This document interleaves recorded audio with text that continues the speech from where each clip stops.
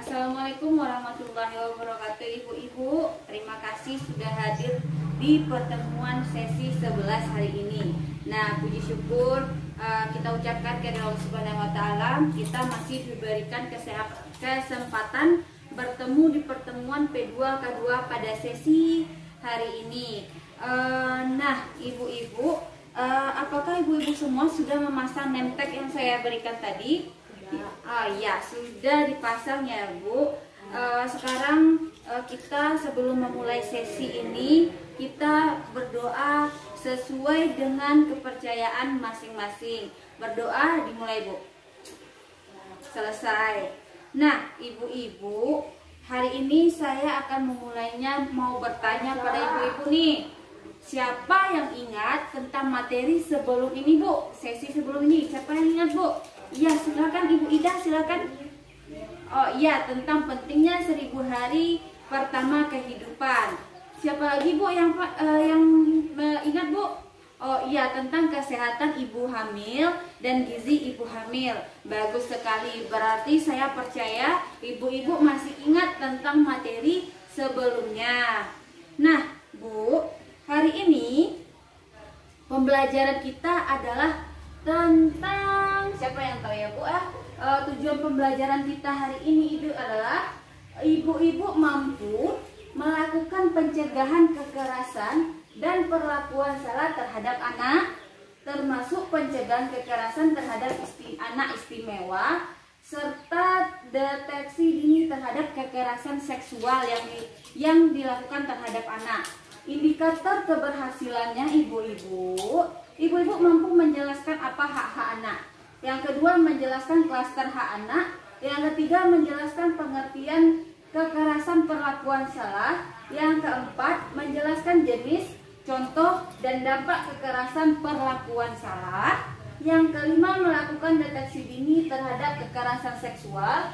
Yang keenam, mempraktekkan cara pencegahan penanganan kekerasan perlakuan salah di dalam keluarga dan lingkungan masyarakat. Yang ketujuh, memahami pengertian anak istimewa. Yang terakhir, mempraktekkan cara pencegahan kekerasan dan perlakuan salah pada anak. Kalau ibu sudah melakukan hal ini, berarti tujuan dari pembelajaran kita berhasil Bu. Paham Bu? Paham. Kita tepuk semangat dulu lah. Ibu-ibu kayaknya masih ngantuk nih. Yuk Bu, tepuk semangat.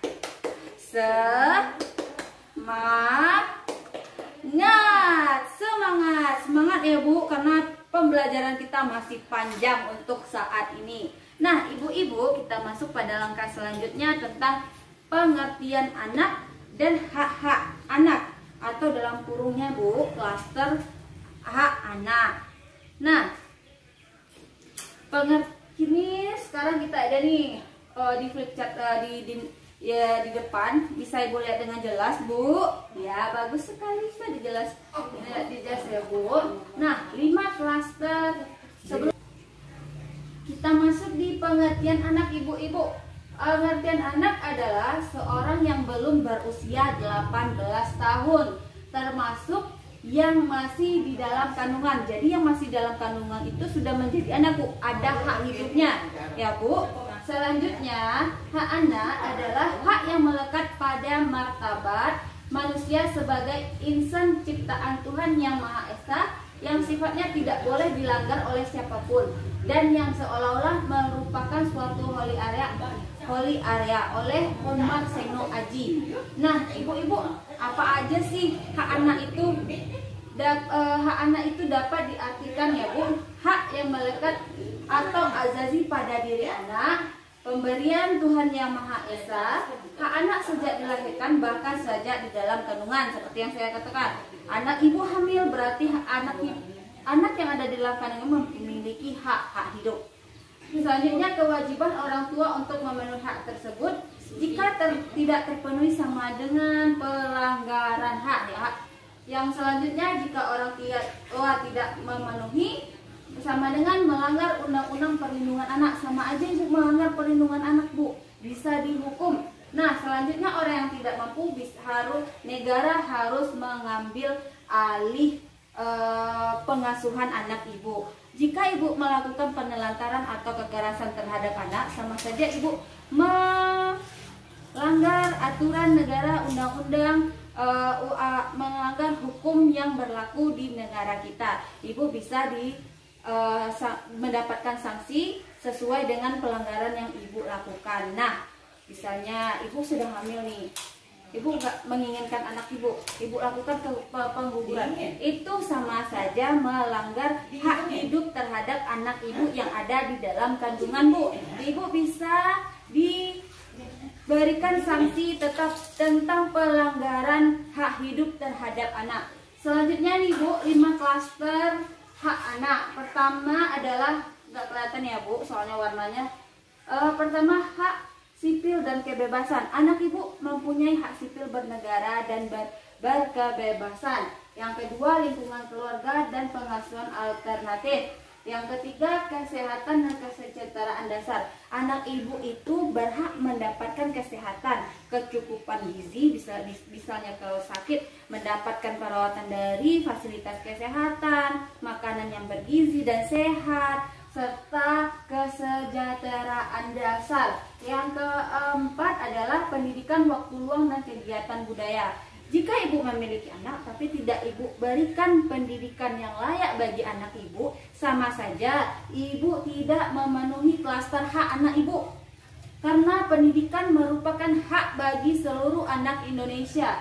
Waktu luang, waktu kegiatan budaya, mendapatkan kegiatan budaya, memiliki waktu luang merupakan hak dari anak ibu. Nah, selanjutnya yang terakhir adalah klaster 5, langkah-langkah perlindungan khusus. Nah, ibu-ibu,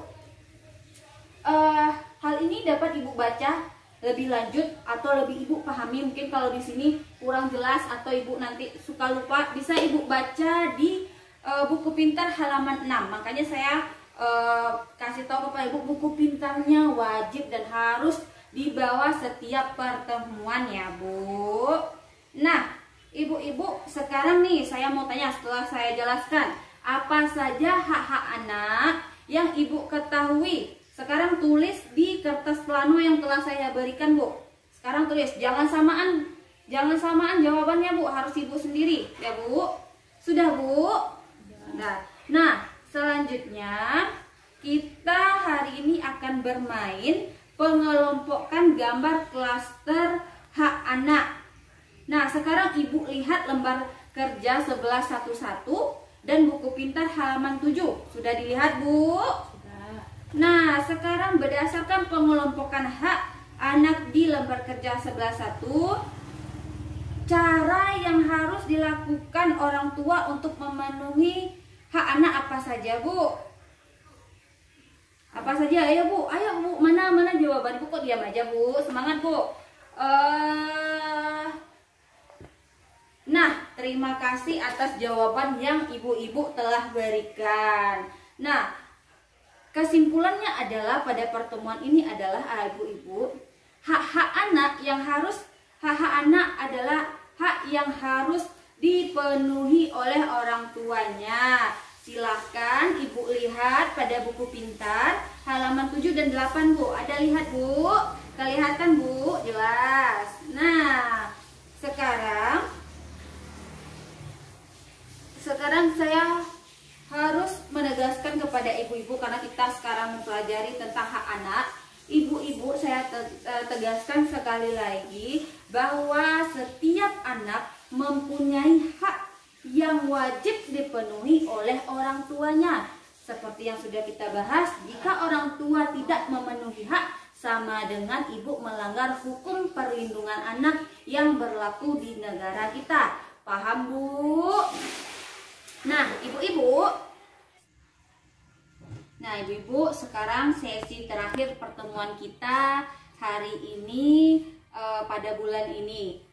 Saya ingin menyampaikan beberapa kesimpulan tentang sesi perlindungan anak kita pada hari ini. Nah, ibu-ibu, kesimpulan pembelajaran pertama, setiap sikap dan perilaku yang membuat anak menderita, baik fisik, psikis, sosial terhadap anak, adalah bentuk kekerasan dan perlakuan salah.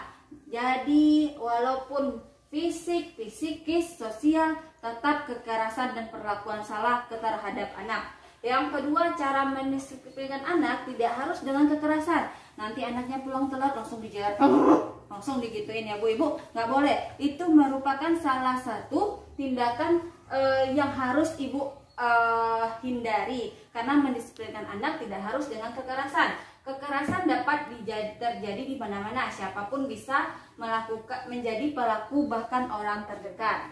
Orang tua wajib mencegah kekerasan dan perlakuan salah untuk melindungi anak.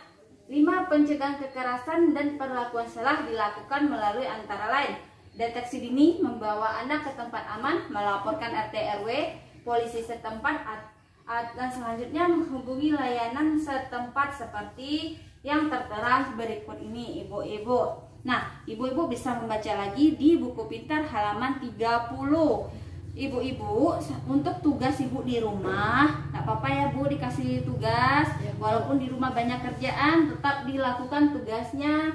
Diskusikan bersama keluarga Ibu contoh-contoh hak-hak anak dalam keluarga sesuai kontak yang ada pada halaman yang tertera. Yang kedua, diskusikan bersama keluarga gambar-gambar yang ada pada halaman 10 dan tempatkan pada kolomnya. Yang ketiga, diskusikan bersama keluarga bagian tubuh mana dari gambar 11 yang sering mendapatkan kekerasan dalam keluarga. Yang 4, diskusikan bersama keluarga contoh kekerasan dan siapa pelaku paling sering yang melakukan kekerasan terhadap anak, sesuai dengan halaman 15 sampai 16 ya Bu. Selanjutnya, ceritakan kembali kepada semua keluarga tentang film Getun. Kita udah nonton nih film tentang Getun. Nanti Ibu ceritakan lagi kepada keluarga tentang cerita film Getun. Yang selanjutnya, ceritakan kembali kepada semua keluarga cerita film Si Aksa dan Si Geni pada halaman 26. Paham sampai di sini Bu? Nah, Ibu-ibu, saya sangat menganjurkan kepada ibu-ibu tetap semangat untuk melindungi anak ibu dan untuk tetap melindungi anak ibu, karena anak kita merupakan penerus bangsa. Ibu-ibu dapat mengharumkan nama ibu-ibu juga. Jadi lindungi anak ibu dari kekerasan terhadap anak yang dilakukan oleh siapapun. Nah, untuk sesi 12 kita akan mempelajari tentang penelantaran dan eksploitasi anak. Nah, inilah akhir dari pertemuan kita. Sekali lagi, untuk pertemuan selanjutnya jangan lupa bawa buku pintarnya ya Ibu-ibu. Saya akhiri dengan wabillahi taufiq wa hidayah. Wassalamualaikum warahmatullahi wabarakatuh.